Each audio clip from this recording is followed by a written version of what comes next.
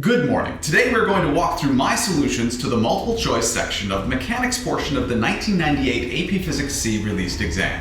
AP is a registered trademark of the College Board which was not involved in the production of and does not endorse this product.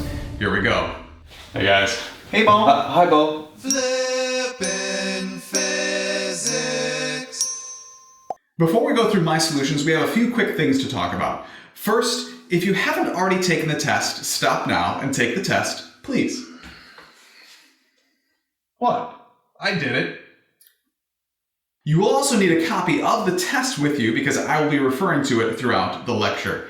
Class, is there a penalty for guessing on the multiple choice portion of the exam? No. Therefore, should you leave any questions unanswered? No. Please, I beg you, answer every multiple choice question. If you don't know the answer, guess, and if you have time, come back. But please answer every multiple choice question. Next, are you allowed to use a calculator on the multiple choice portion of the exam? No. Are you allowed to use an equation sheet? No. However, remember that you will be given a table of information which you can use on the multiple choice portion of the exam, the most useful portion of which, I think, is values of trigonometric functions for common angles. Don't we already have those memorized? While that should be true, in my experience, many students have a tendency to freak out when they take tests. Was the sine of 30 degrees 1/2 or the square root of 3 over 2? 4/5. Was that sine or cosine of 37 degrees? And having those values of trigonometric functions for common angles is just calming and helpful. That makes sense. Now, let's get started. If you do have a question, feel free to ask, but otherwise I'm just going to keep going because we have a lot to get through today. Mr. P, Yes, Bo? is there a penalty for guessing? Wow. Really?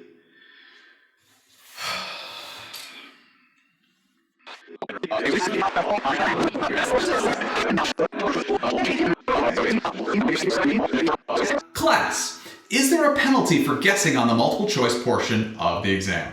No. Therefore, should you leave any questions unanswered?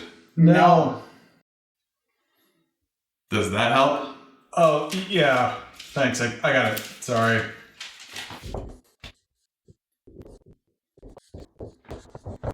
Problem number 1.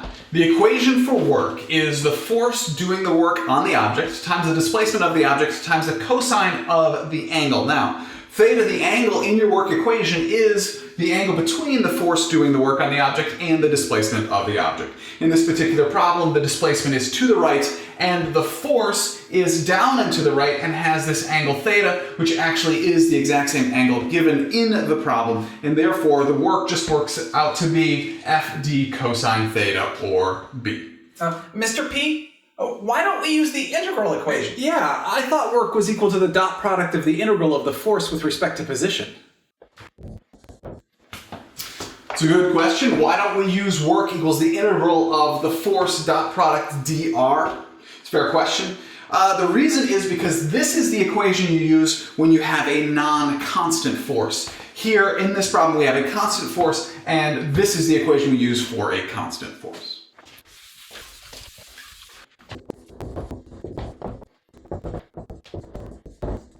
We have a projectile and we know the components of the velocity. In the horizontal direction that's v sub h, in the vertical direction that's v sub v. And the question is about some information about its highest point.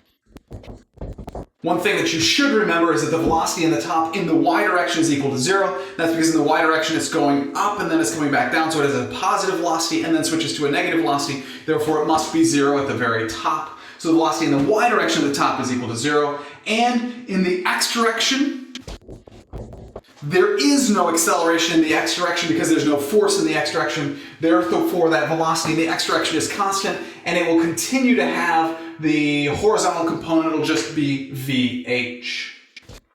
And then it's just an object in projectile motion, which will have in the y direction an acceleration equal to negative g.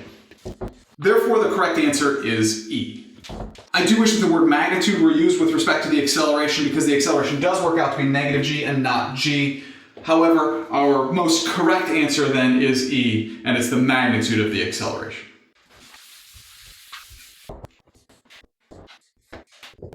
Question number 3, we're given a velocity as a function of time graph, and our goal is to figure out the position as a function of time graph associated with this motion. Class, let's start out by recalling what is the slope of a velocity versus time graph? Acceleration. Therefore, you can see that we need to split this graph into 3 different parts.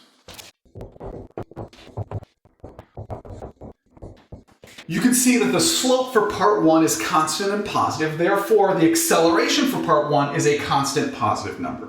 You can see for part 2 that the slope is horizontal, therefore it has an acceleration of 0 for part 2. And for part 3 you can see that the slope is a constant negative value, therefore the acceleration for part 3 is constant and negative.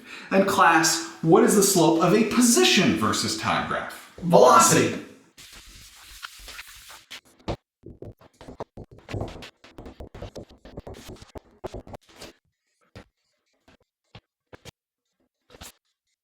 Alright, so we're going to use that simple fact that the slope of a position versus time graph is velocity. And we're going to look at the initial velocity. The initial velocity is equal to 0, therefore the initial slope of our position versus time graph should be 0, should be a horizontal line. That means that it cannot be A, it could be B, it cannot be C, it could be D, and it cannot be E. So just that simple fact rules out A, C, and E. Now let's look at part 2. In part 2 we have an acceleration of 0 and a constant positive velocity. The only 2 that are left are B and D. In B you can see we do have a constant velocity of 0, and that is not correct. We need a constant positive velocity. Therefore, in D, you can see we do have a constant positive velocity. Therefore, the correct answer is D. Let's just finish looking at D just to make sure it completely fits. You can see for part 1, the acceleration is again positive. Part 3, the acceleration is negative. Therefore, in part 1, we should see an increasing slope or an increasing velocity. And in part 3, we should see a decreasing slope or a decreasing velocity. And that's exactly what you see here. We have a positive acceleration or increasing velocity or increasing slope on our position versus time graph. And in part 3, there is a negative acceleration or a decreasing slope or a decreasing velocity in our position as a function of time graph. Question number 4. We're given the position as a function of time for a locomotive, a train moving along a straight track. And the question is, at what time will the net force on this train be equal to 0? Newton's second law states that the net force equals mass times acceleration, where both force and acceleration are vectors. And in the problem, it stated that the net force was equal to 0. Therefore, we're not going to have 0 mass of a locomotive. Therefore, the acceleration is equal to 0.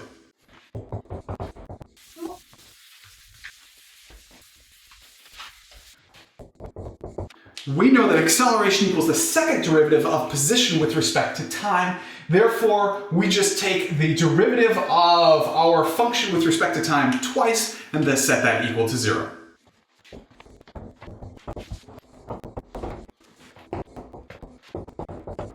Taking the first derivative, we get 3t squared minus 2 times 6t, which just works out to be 12t, plus 9. Take the derivative again, we get 2 times 3t, which just works out to be 6t minus 12. Add 12 to both sides and divide by 6, you get that the time is equal to 2 seconds. The correct answer is B.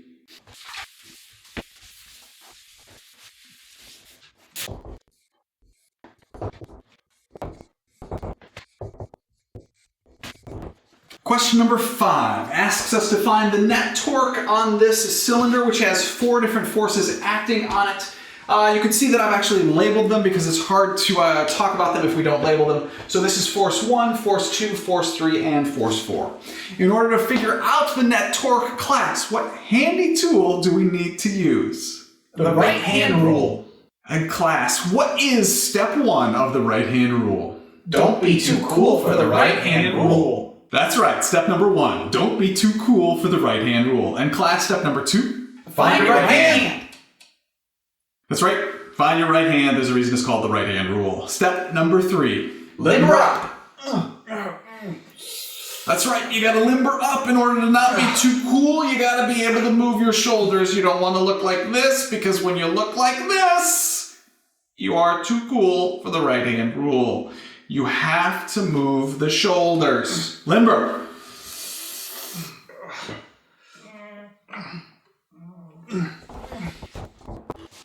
So we're going to use the right hand rule to figure out the directions of our 4 torques. We start with our fingers at the axis of rotation. For number 1, we point our fingers along the lever arm and then we curl our fingers in the direction of the force. Our thumb points out of the board, which is positive.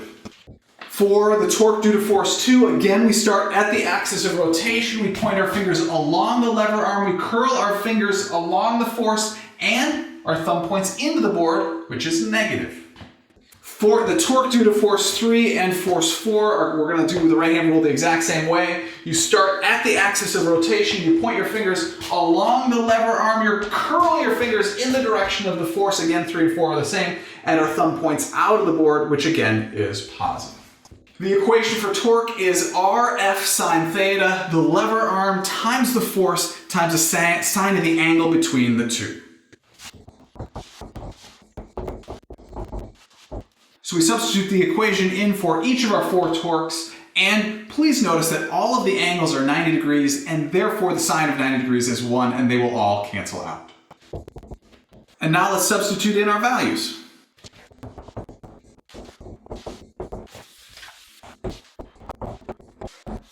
The lever arm for force 1 is 3 times the radius, and the force is F. The lever arm for force 2 is also 3 times the radius, but the force is 2 times F.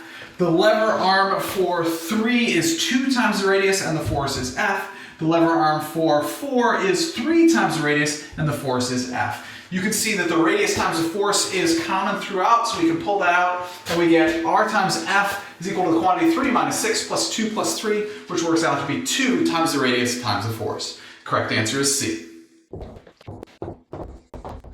We have a wheel with a mass M and radius capital R. It is rolling without slipping on a level surface, and it has an angular velocity omega. The equation for the velocity of the center of mass of an object rolling without slipping is...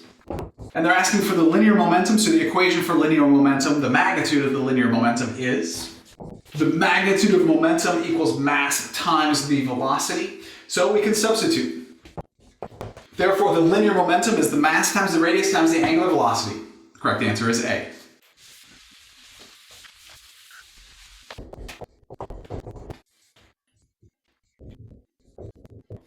We are standing on a small spherical asteroid. I personally would love it. We take a ball and we throw it upward. It reaches a maximum height of r above the surface of the asteroid. Therefore, the total distance from the center of mass of the asteroid when it's at the top of its path will be 2r. The question is, what forces, if any, act on the ball as it's moving upward? The only force acting on the ball is the force of gravity. In order to figure out the value of that force of gravity, we need to use Newton's universal law of gravitation, or what I like to call the big G equation.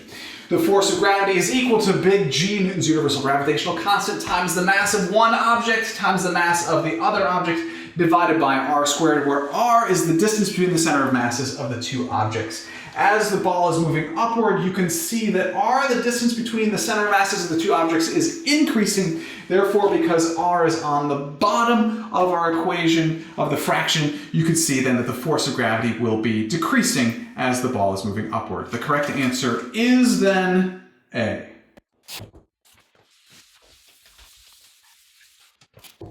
Question 8 continues using the information from question number 7. It simply asks for the acceleration of the ball at the very top of its path.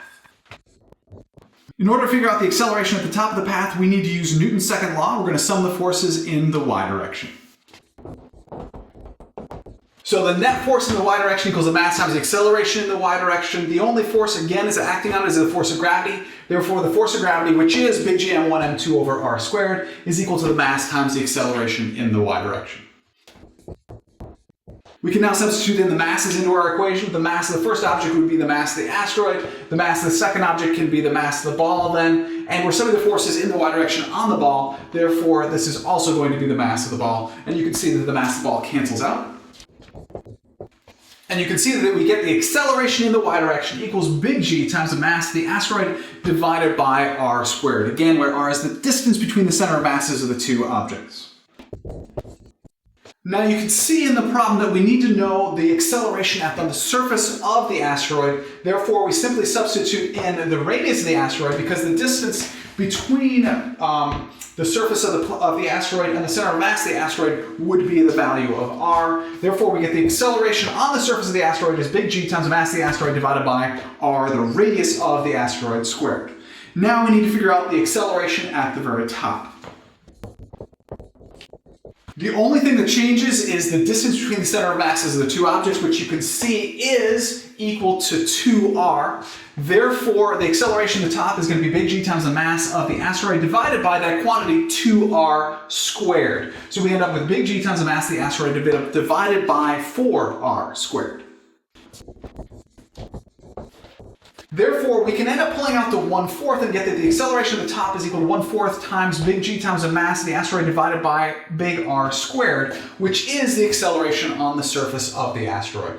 Therefore, the acceleration on the top is equal to 1/4 of the acceleration on the surface of the asteroid. The correct answer is D. Question number 9. We're given the equation for an object in simple harmonic motion. The second derivative position with respect to time is equal to negative 9x. In order to solve this problem, you need to remember the equation that defines an object in a simple harmonic motion. That equation is that the second derivative of position with respect to time is equal to negative times omega, which is the angular frequency squared times the position, or x. Therefore, the angular frequency squared is equal to 9, and we can figure out that the angular frequency is equal to 3 radians per second. The equation for angular frequency or angular velocity is the angular velocity or angular frequency is equal to the change in angular position over change in time. For one full revolution, that time would be the period, or capital T, and the displacement would be 2 pi radians. We have already figured out the angular frequency. It's equal to 3 radians per second. Therefore, we can solve for the period. The period ends up being equal to 2 pi over 3 seconds. The correct answer is D. Question number 10. We have a pendulum when on Earth. It has a period of 1 second, and when we take it to some other planet, it has a period of 2 seconds. And the question is comparing the acceleration due to gravity on the planet versus the Earth. We need to start with the equation for the period of a pendulum, which is 2 pi times the square root of L over G, where L is the length of the pendulum, or the distance from the center of suspension to the center of mass of the pendulum itself, and divided by G, little g, the acceleration due to gravity on whatever planet you happen to be on. They're asking for the acceleration due to gravity, so let's solve the period of a pendulum equation for the acceleration due to gravity. Divide both sides by 2 pi, you get the period divided by 2 pi is equal to the square root of L over G. Square both sides, then you get that the period squared over 4 pi squared is equal to L over G, because you're getting rid of the square root. And then solving for the acceleration due to gravity, you get 4 pi L over the period squared. So by substituting in the period for the pendulum on Earth, we can figure out the acceleration due to gravity on Earth. 1 squared is just 1, so it works out to be 4 pi L. And then we can figure out the acceleration due to gravity on the planet by substituting in the period for the planet, which is 2 seconds. 2 squared is 4, so you end up with 1/4 times the quantity 4 pi L, and 4 pi times the length was the acceleration due to gravity on the Earth. Therefore, the acceleration due to gravity on the planet is equal to 1/4 of the acceleration due to gravity on Earth. The correct answer is A.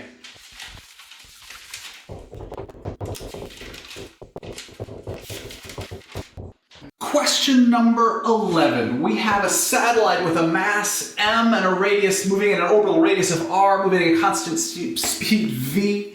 We have 3 different statements, 1, 2, and 3, and the question is, which of the following statements are true? Statement I.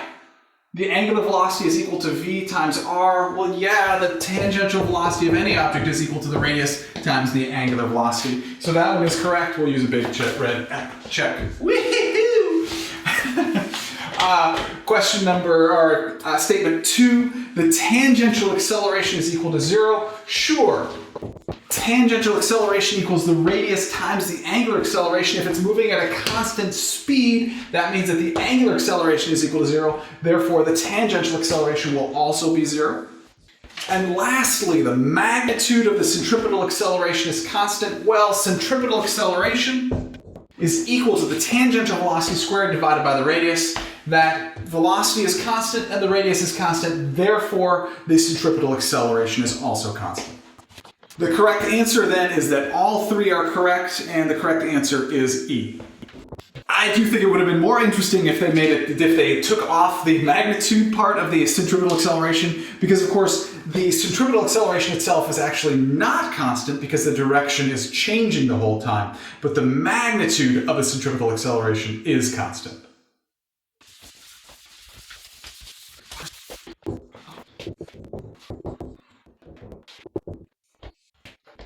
Question 12. We have the force as a function of time, and the question is, what is the total change in momentum of the object?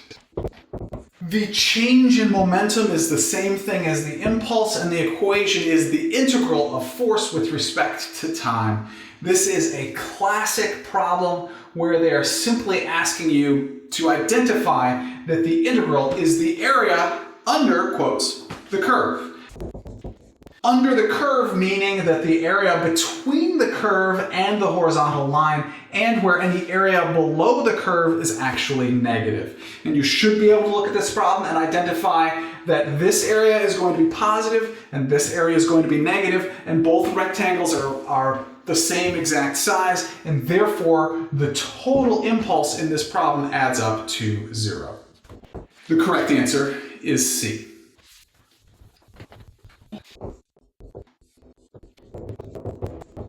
Question number 13 is an example of an inelastic collision where momentum is conserved. Therefore, you know that the sum of the initial momentums is equal to the sum of the final momentums, where momentum is a vector. And finally, they're stuck together, and we're trying to figure out the final velocity of the composite body, the whole thing that's stuck together. Therefore, the initial momentum of the system is the momentum of, actually, notice that I've labeled this one number 1 and this one number 2 just to make it easier. So we have the initial momentum of 1 plus the initial momentum 2 is equal to the total final momentum. Because the two are stuck together, we have a total final momentum and a velocity final. We can now substitute in the equation for momentum, mass times velocity. So we end up with mass 1 times the velocity of 1 initial plus the mass of 2 times the velocity of 2 initial is equal to the total mass times the total velocity final. And the total mass is just the mass of 1 plus the mass of the second. And we can just drop the total because it's the velocity final of the whole thing. Substituting in our values for the masses and the velocities. For mass of the first one, we get m. For the initial velocity for the first one is just v. The mass of the second one is 2 times m. The initial velocity of the second one is v over 2. Adding up our masses, we get m plus 2m. Therefore, on the left side, we get mv plus m times v. On the right-hand side, it just works out to be 3 mass times velocity final. You can see that all the masses cancel out. On the left-hand side, we end up with 2v. On the right-hand side, 3 times v final. Therefore, v final is equal to 2v over 3. The correct answer is C.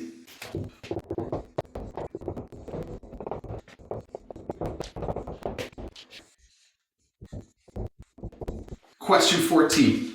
We have a spring with a spring constant of 100 newtons per meter. The spring has an initial length of 0.07 meters. There's no friction. We know the mass of the disk is 1 kilogram. It's in uniform circular motion, which means that the angular acceleration is equal to 0. We know that the final length while it's moving in a circle is equal to the initial length plus the displacement from the equilibrium position, or 0.07 plus 0.03. That works out to be 0.1 meters. When you look at this from the side, we need a free body diagram in order to solve this problem. You can see I've actually drawn the spring in red just so you can see the force of the spring a little bit better. You can see the force of gravity acts on the center of mass and acts straight down. The force normal acts on the surface interaction between the two, the block and the surface, and acts upward. And the force of the spring acts where the spring attaches to the block and is to the left. The first question, the question in 14 is, what is the centripetal force? That is simply the net force in the in direction. So when we sum the forces in the in direction, the only force acting in the in direction is the force of the spring. So that force of the spring is what we're looking for. That is the answer to the question, the centripetal force. So we substitute in the equation for the force of a spring, the magnitude of it, the spring constant times the displacement from the equilibrium position. And we get that the net force in the in direction, the centripetal force, is 100 times 0.03 or 3 newtons. The correct answer is B. Now, I know the equation for the force of the spring is the force of the spring equals negative kx. However, we've already identified the direction when we drew the free body diagram and summed the forces. And this negative in your equation for the force of the spring has to do with the direction. So we're not going to put that in again. So you just use the magnitude of the equation again because you've already used the direction by summing the forces in the in direction and your free body diagram. Question 15 asks, what's the work done by the spring during one full circle? Now, your work equation is the force times the displacement times the cosine of the angle. In this particular case, you're talking about the force of the spring and the displacement of the object, which is one full circle, or the circumference of the circle, times the cosine of theta. But theta is the angle between the force and the displacement. In this particular case, that force of the spring is going to be inward, and the displacement is going to be tangent to the circle or tangent to the in direction, which means that angle is 90 degrees. Which means it doesn't matter what the value for the force of the spring is or the displacement, because the cosine of 90 degrees is 0. Therefore, the work done by the spring is 0. The correct answer is A.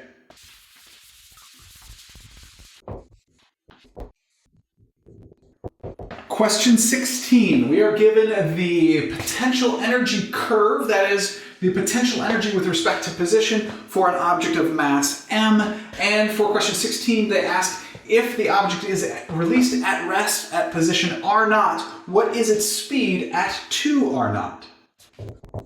There is no mention of a non-conservative force in this problem, therefore we can use conservation of mechanical energy. The total mechanical energy initial equals the total mechanical energy final. Initially, the object is at rest, therefore we only have potential energy initial. Finally, we have potential energy final, and we know it's moving, therefore there is a kinetic energy final. Substituting in our values from the graph, we get that the initial potential energy is 3 u0, and the final potential energy is u0, and substituting in the equation for kinetic energy, 1/2 mass times velocity final squared. Subtracting u0 from both sides, we get 2 u0 is equal to 1/2 mass times velocity final squared. Solving for velocity final, we get that the velocity final is equal to the square root of 4 u0 over m. The correct answer is C. Question 17 asked us to figure out the force on the particle given this expression, this equation for the potential energy on the particle. Now, this is going to use the equation for a non-conservative force that seems to come up on every AP test and is yet not on the equation sheet. And that is that the force is equal to the negative derivative of the potential energy associated with that force with respect to position. So we can substitute in r instead of x, it's just a random position variable. So we have that the force is equal to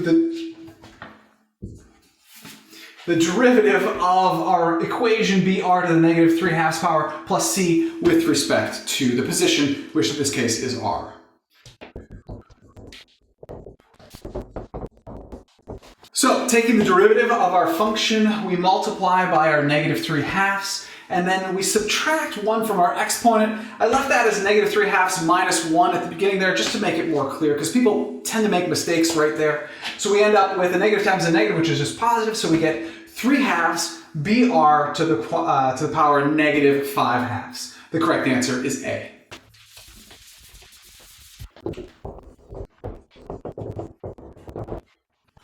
Question 18, we have a pendulum, we know its length, we know its amplitude, we know the maximum amount of potential energy it has, and the question is, how much kinetic energy does it have when the potential energy is 5 joules? Conservation of mechanical energy.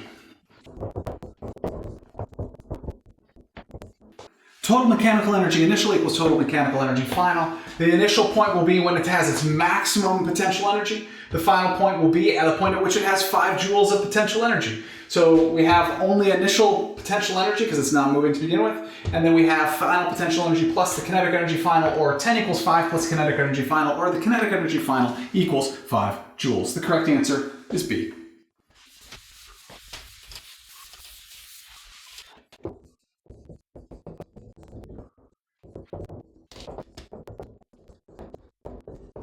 Question 19. We have an elevator. There's a cable attached to it. We know the mass of the elevator is 1,000 kilograms. We know it's moving at a constant acceleration. We know the velocity final is equal to 0. We know the displacement in the y direction is 8 meters down, or negative 8 meters. We know the tension in the cable is 11,000 newtons. We're looking for the velocity initial. So, considering the acceleration is constant, we're going to draw a free body diagram and sum the forces in the y direction. In our free body diagram, we have the force of gravity which acts down on the center of mass of the elevator, and the tension force which acts up at the location where the cable attaches to the elevator. So in the forces in the y direction, we get tension, which is positive because it's up, the force of gravity, which is negative because it's down. Substituting in the equation for the force of gravity, mass times the acceleration due to gravity, that whole thing equals, the sum of the forces equals mass times the acceleration in the y direction. Solving for the acceleration in the y direction, we get that's equal to the tension divided by the mass minus the acceleration due to gravity. Now we can substitute in numbers and figure out the value for the acceleration in the y direction. The acceleration in the y direction is then equal to 11,000 divided by 1,000 minus 10. Remember on the multiple choice problems you can use 10 for the acceleration due to gravity because you don't have a calculator. So we end up with 11 minus 10, or 1 meter per second squared. Now we can simply use one of our UAM equations, uniformly accelerated motion equations.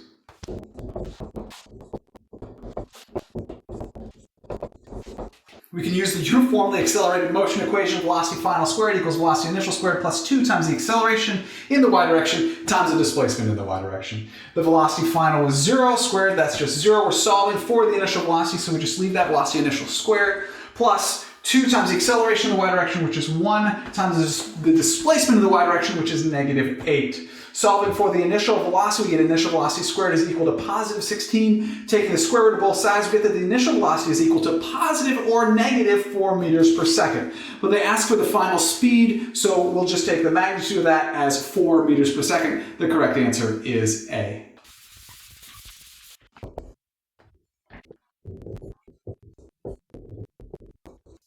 Question 20. We have 2 identical stars that are located a distance capital D apart. They're moving both in a circle around the center of mass, which is right between the two. We know the mass of each star, we know the velocity, we know the universal gravitational constant. And the question is, which is a correct relationship amongst all of these variables? Let's start by drawing a free body diagram. Both of these objects are going to be attracted toward one another using Newton's universal law of gravitation. There's a force of gravity. They're being pulled toward one another. Now, because they're moving in a circle, let's sum the forces in the in direction.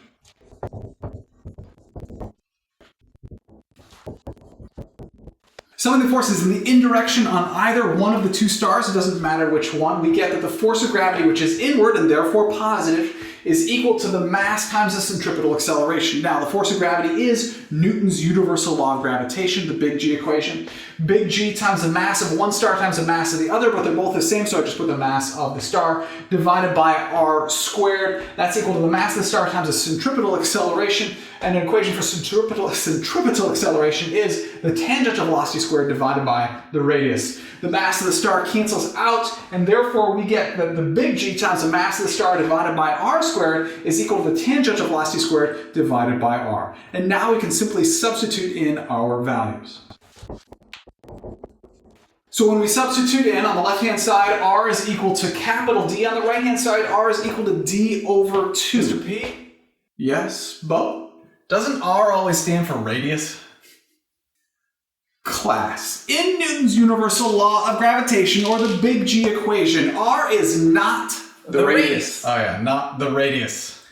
R is The distance between the center of masses of the 2 objects. This is especially confusing because r sometimes is The radius. So you have to be really careful in Newton's universal law of gravitation that r is the distance between the center of masses of the two objects. So in this particular problem, that r value is capital D. However, in your centripetal acceleration equation, that r is the radius of the circle, which in this case is the diameter capital D divided by 2. So they are not the same in this particular problem. So r is not the radius, it is by definition the distance between the center of masses of the two objects. And yes, sometimes it does work out to be the radius, but not this time. So now we can cancel out one capital D from both sides. We get that the Newton's universal gravitational constant times the mass of the star divided by capital D, the diameter, is equal to 2 times the tangential velocity squared, dividing both sides by 2. The tangential velocity squared equals big G times the mass of the star divided by 2D, which is answer B. The correct answer, B.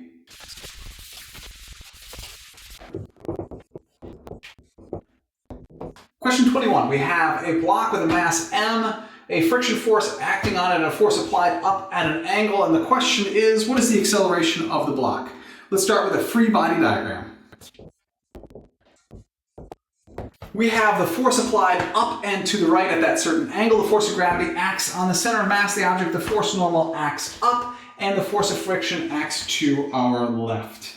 Looks like we can sum the forces in the x direction to solve for the acceleration of this object. Sum of the forces in the x direction, we have the force applied in the x direction. If you break that force applied into its components, you're going to have a force applied in the x direction, a force applied in the y direction. We are summing the forces in the x direction, so we only need the force in the x direction, minus the force of friction. That's equal to mass times the acceleration in the x direction. The force applied in the x direction broken down into its component is just the force applied times the cosine of the angle theta. Minus the force of friction, that's equal to mass times the acceleration in the x direction. Our goal is to solve for the acceleration in the x direction. So we simply divide by the mass and we get the acceleration in the x direction equals the force applied times the cosine of theta minus the force of friction divided by the mass. The correct answer is D. Question 22 asks us to continue using what we knew in question 21, only now we're trying to figure out the coefficient of friction between the block and the surface. So now we need to sum the forces in the y direction. Summing the forces in the y direction, we get that the net force in the y direction equals the force normal, which is positive because it's up, plus the force applied in the y direction, the other component of the force applied only in the y direction, also up, so positive, minus the force of gravity, and that whole thing is equal to mass times the acceleration in the y direction. Now it's not moving up or down, so it's not accelerating in the y direction, so that whole formula works out to be equal to 0. Solving for the force normal, we get that the force normal is equal to the force of gravity minus the force applied in the y direction. We can substitute the equation for the force of gravity, mass times the acceleration due to gravity, minus the force applied in the y direction. Again, the component's just going to be force applied times the sine of theta. In the x direction, it's cosine. In the y direction, it's going to end up being equal to sine. The equation for the force of kinetic friction is that it's equal to the coefficient of kinetic friction times the force normal. We're looking for the coefficient of kinetic friction, so we solve for that. It's just going to be the force of kinetic friction divided by the force normal. Substituting in F, which is the symbol they're using for the force of kinetic friction, and substituting in what we figured out for the force normal, mass times acceleration due to gravity minus the force applied, they just use a capital F, multiplied by the sine of theta. Correct answer is E. Question number 23. This question was not counted when the exam was scored. That's right, mistakes happen. And let it be known that the possibility exists that there might be a mistake on the AP test. It happens. When I was student teaching, I gave out a midterm with a problem that had no real solution. And I learned from that experience that never to hand out a problem that you haven't completely solved yourself first. What was the mistake on the AP test? I have no idea. Question 24. You have two people standing on frictionless ice. They're standing there and then they push on one another. And the question is, what is the velocity of their center of mass after they push on one another? Well, you should know from Newton's third law that the forces that they exert on one another are actually an interaction pair. The force of person 1 on person 2 is equal and opposite to the force from person 2 on person 1. Which means, if you use Newton's second law, you get the net force in the x direction equals the force of one person on the second person minus the force of the second person on the first person. But we showed that those are equal in magnitude. Therefore, the net force actually works out to be 0. Therefore, the acceleration in the x direction of the center of mass of the system works out to be 0. So the center of mass doesn't go anywhere, so the velocity is going to be 0. The correct answer is A, 0. But Mr. P, you didn't use any of the numbers in the problem. Sure, if you'd like to solve it using numbers, it takes a little bit longer, but that's fine, we can do it that way. You should start with the equation for the position of the center of mass of a system of particles. Position 1 times mass 1 plus position 2 times mass 2 divided by the total mass, or mass 1 plus mass 2. And we know that the derivative of position as a function of time is equal to velocity. So we get the velocity of the center of mass equals the derivative of the position of the center of mass with respect to time. So we simply substitute in that equation, and the derivative of the position as a function of time for 1 is just the velocity of 1. And the derivative of object 2, the position of object 2 with respect to time, is just velocity 2. Substituting in our numbers, person 1 is moving to the left at a speed of 2 meters per second, so they have a velocity of -2, times their mass of 120, plus the speed of the second person, which was 3 meters per second to the right, or +3, times their mass, which is 80, and we end up with 120 plus 80 on the bottom, and it works out to be 0 again. The velocity of the center mass is 0. The correct answer is A.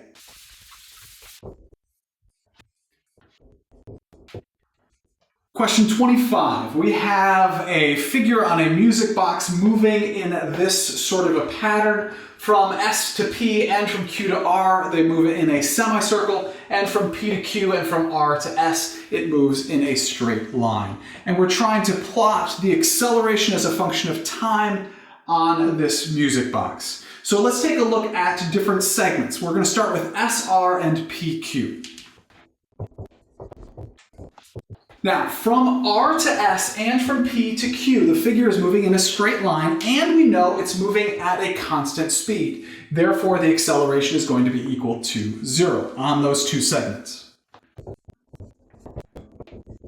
Now, going from Q to R and from S to P, the figure is moving along a semicircle, which means it's going to have a centripetal acceleration that's equal to the tangential speed squared divided by the radius. That speed is constant and the radius is constant, which means the centripetal acceleration is also going to be constant, and it's going to have a positive number. So again, from R to S and P to Q, the acceleration is going to be equal to 0, and from Q to R and S to P, that centripetal acceleration is going to have a positive constant number. There's only one graph that fits that, and that is graph B.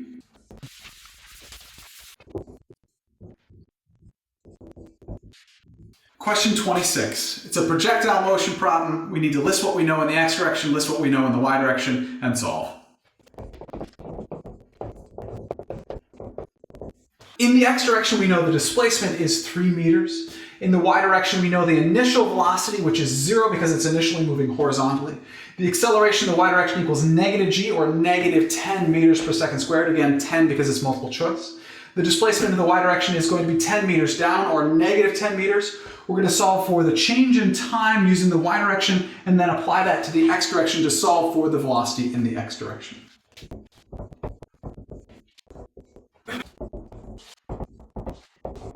In the y direction, we can use our uniformly accelerated motion equation. The displacement in the y direction equals the initial velocity in the y direction times the change in time plus 1/2 times the acceleration in the y direction times the change in time squared. We know the initial velocity in the y direction is equal to 0, so that whole piece cancels out. Therefore, we get -10 equals 1/2 times -10 times the change in time squared. Multiplying through by 2, we get -20 equals -10 times the change in time squared. Dividing both sides by -10, we get that this change in time squared equals 2, and the change in time is then going to be equal to the square root of 2 seconds. Now we can look at the x direction. The velocity in the x direction is constant because there's no acceleration in the x direction in projectile motion. Therefore, the velocity in the x direction equals the change in position over the change in time. The change in position in the x direction we already got to be 3 meters, or was given as 3 meters. So the velocity in the x direction ends up being 3 divided by the square root of 2 meters per second. The correct answer is C. Question 27. We have an expression for the force on a spring, and we know the initial position and the final position of the spring. We're looking for the change in potential energy of the spring. Again, we're going to use the equation for a conservative force that's not on the equation sheet. And that equation is that the force is equal to the negative derivative of the potential energy associated with that force with respect to position. Now what we're going to do with that is we're actually going to rearrange it and use an integral. So we multiply by dx and then take the integral of both sides. So we take the integral from an initial potential energy to final potential energy on the left, and from initial position to the final position on the right. And I've substituted in the equation for our force as a function of position. So now we simply take the integral of both sides. So on the left-hand side, we get the final energy minus the initial energy. On the right-hand side, we get 40x squared divided by 2 minus 6x cubed divided by 3, the negative of, from our initial position of 0 to our final position of 2.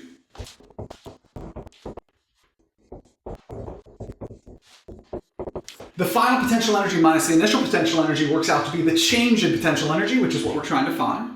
And we can now substitute in our initial and our final values for our position. So we get negative of the quantity 20 times 2 squared minus 2 times 2 cubed minus, and if you substitute 0 into this, you get 0 for the whole thing, so I'll put minus 0. So the change in potential energy equals the negative of the quantity 80 minus 16, which works out to be positive 64 joules. The correct answer is D. Mr. P, Yes, Bobby? if this is a spring, why can't we just use the equation for the energy stored in a spring? Yeah, 1/2 kx squared.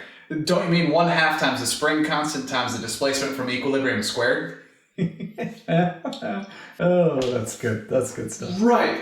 Okay, so this equation. This would be the energy stored in a spring, and that's only true when it follows Hooke's law, which this equation does not. The force of the spring does not equal negative kx, as you can see in the equation. So this would only be true when the force of the spring equals negative kx.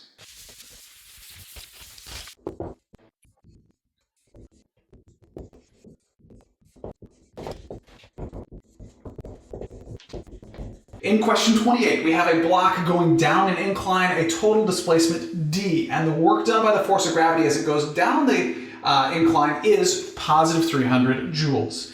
And they've asked us, what is the work done by the force of gravity when the block goes the same distance d up the incline? Work done by the force of gravity.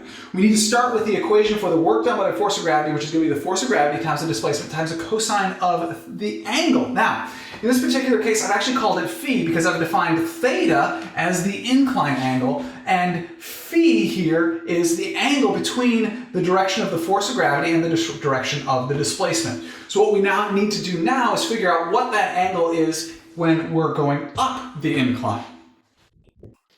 Now, going up the incline, you should be able to identify that this angle right here is actually also theta, and that this is a 90-degree angle right here. Therefore, going up the incline, the angle is actually 90 plus theta in our work equation. Now, notice that when the block is going down the incline, that phi is actually equal to 90 minus theta. One thing you should be able to see is the relationship between the cosine of 90 minus theta and the cosine of 90 plus theta. The cosine of 90 minus theta is equal to the negative of the cosine of 90 plus theta. And because that is true, the work going up actually ends up being equal to the negative of the work going down.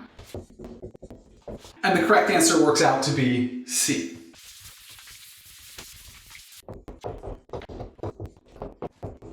Question 29 gives us the equations for the x position and y position as a function of time for an object moving in an xy plane. Gives us the values for a 1.5 meters and omega 2.0 radians per second.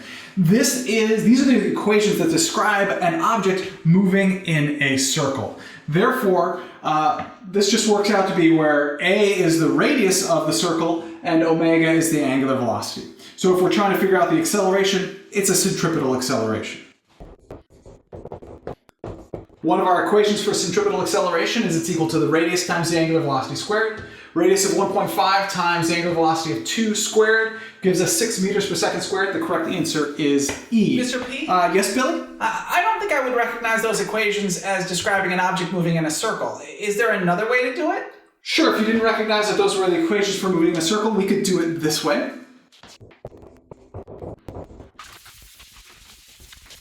We know the acceleration is equal to the second derivative of position with respect to time, so we can just figure out the acceleration in the x direction, for example, by taking the derivative twice with respect to time of a cosine omega t. Taking the derivative once, the derivative of cosine is negative sine. We also need to multiply by omega.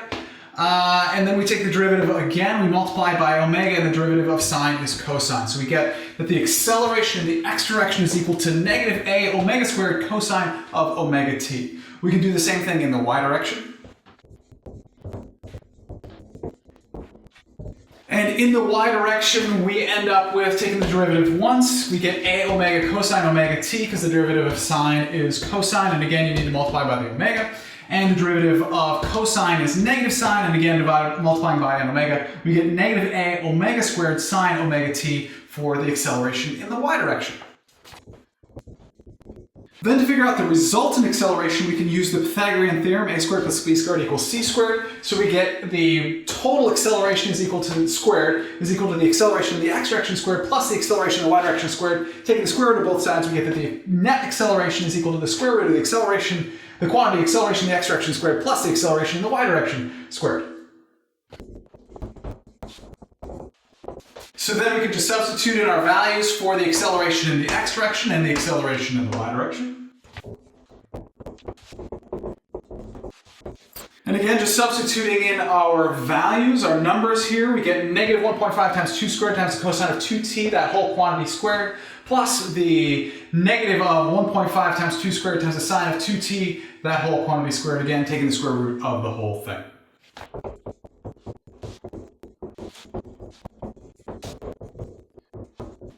Whew! Then you get the acceleration equals negative 6 cosine of 2t squared plus negative 6 times the sine of 2t squared, the square root of that whole thing. Or when you multiply it out, you get 36 times the cosine squared of 2t plus 36 times the sine squared of 2t. And that works out to be, you could pull out the square root, or you could take out the square root of 36, I guess, and we would call that 6 times the cosine squared of 2t plus the sine squared of 2t. And hopefully you can recognize that this cosine squared of 2t plus sine squared of 2t is just 1. The cosine squared of theta plus the sine squared of theta equals 1. The trig identity. And you get 6 meters per second squared. Personally, I think identifying that it was a circle was a little bit easier, but you could also do it this way.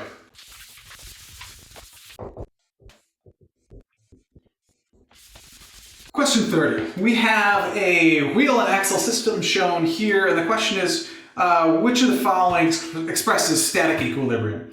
In order to be in static equilibrium, the net torque about the very center needs to be equal to 0. So let's walk through that.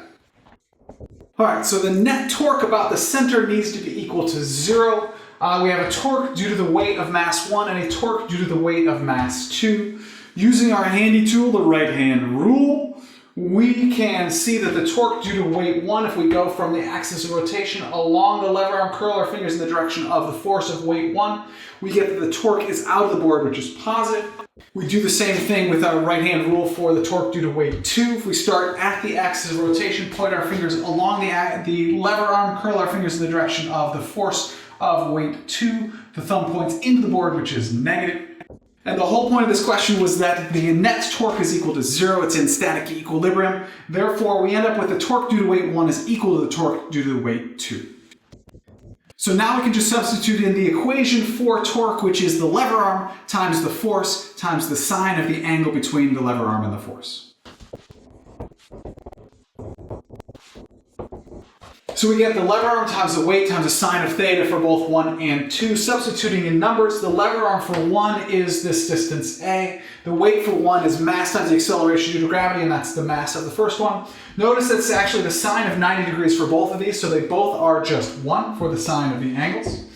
And then the lever arm for 2 is b, and we have the weight for 2 is just mass 2 times the acceleration due to gravity, and you can see that the acceleration due to gravity will cancel out, and we end with A times mass 1 is equal to B times mass 2, which is our correct answer, B.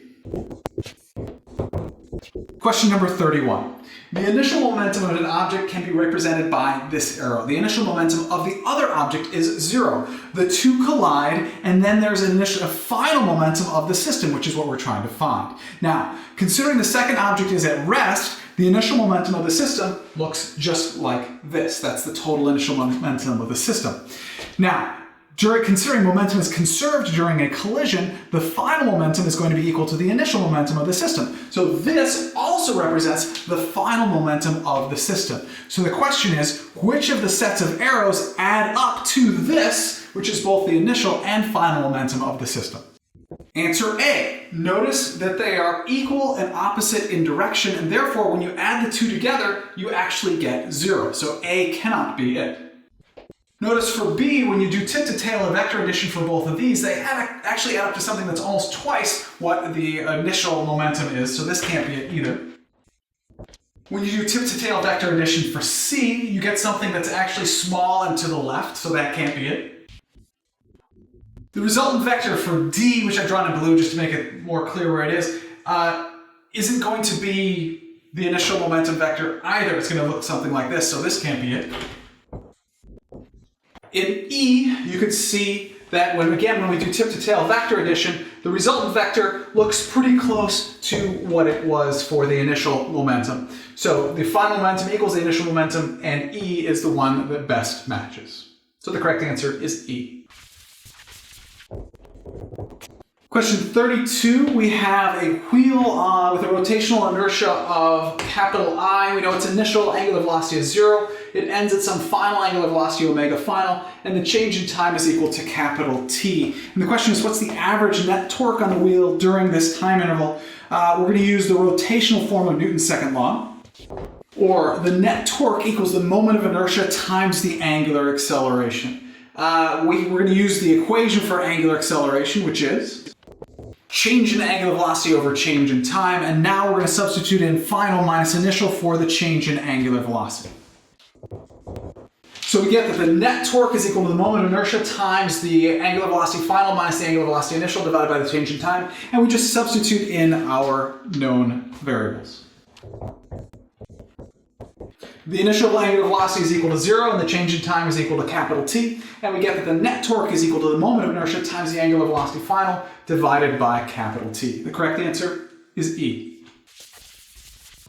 Question 33 is an extension of question 32. That is to say, we're still using this information, and we're trying to figure out the power input to the wheel during this time interval. The linear form for average power that most relates to what we're talking about is it's the dot product of the force and the average velocity. But we're talking angular here, so the average power is going to be equal to the torque times the average angular velocity. So we can substitute in equations now. We just figured out in problem 32 that the torque was equal to the moment of inertia times the angular velocity final divided by capital T, and the average angular speed is going to be equal to the angular velocity final plus the angular velocity initial divided by 2. So now we can substitute in for the initial angular velocity 0, and we get for the average power, moment of inertia times the angular velocity final squared divided by 2 times the period. The correct answer is B. In question number 34, we have an object released at time t equals 0. It's in air and it's experiencing a resistive force causing an acceleration which is equal to g minus bv, where g is the acceleration due to gravity, b is a constant, and v is the speed of the object. Now, what we're trying to find is which of the following expressions would show the speed as a function of time correctly. And the key here is it says, if limiting cases for large and small values of t are considered. So what we're going to look at is a large value of t. In other words, what would happen after a very long time at t is approximately equal to infinity? Well, that means that the ball would have reached the object would have reached a terminal velocity, which means the acceleration would be equal to 0 at approximately t is equal to infinity. In other words, as t approaches infinity, the acceleration is equal to 0 because it reaches a terminal velocity, and therefore 0 is equal to g minus bv, or bv is equal to g, or the terminal velocity, the velocity at time t equals infinity, is equal to g over b. And what we're going to do is we're going to look at each one of these answers and see which one actually matches that. When we put in t is equal to infinity, do we get g over b for the velocity? So when we go through A, we get that the velocity is equal to g times the quantity 1 minus e to the negative b times infinity, that quantity all over b. Now, e to the negative infinity is 0, so it's g times quantity 1 minus 0 over b, which works out to be g over b, sorry about that, which is the correct answer. Now, I do want to go through and show that b through e are all incorrect, just to be complete. So for b, we get that the velocity is equal to g times e to the quantity b times infinity divided by b, or e to the infinity, which is 0, so g times 0 over b, or the whole thing works out to be 0, which is not g over b, which means this is not correct. For c, we get the velocity is equal to g times infinity minus b times infinity squared. I don't really know what that works out to be, but it certainly doesn't work out to be g over b, which means it's wrong. For d, we get the velocity is equal to the quantity g plus a times infinity divided by b, which is going to be equal to infinity, which is not g over b, which is wrong.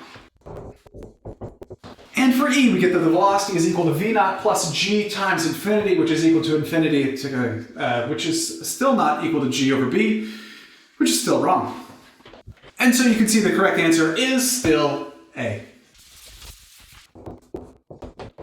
Question 35, the last question on the test. All right, so we have an ideal massless spring fixed to a wall. It's going back and forth.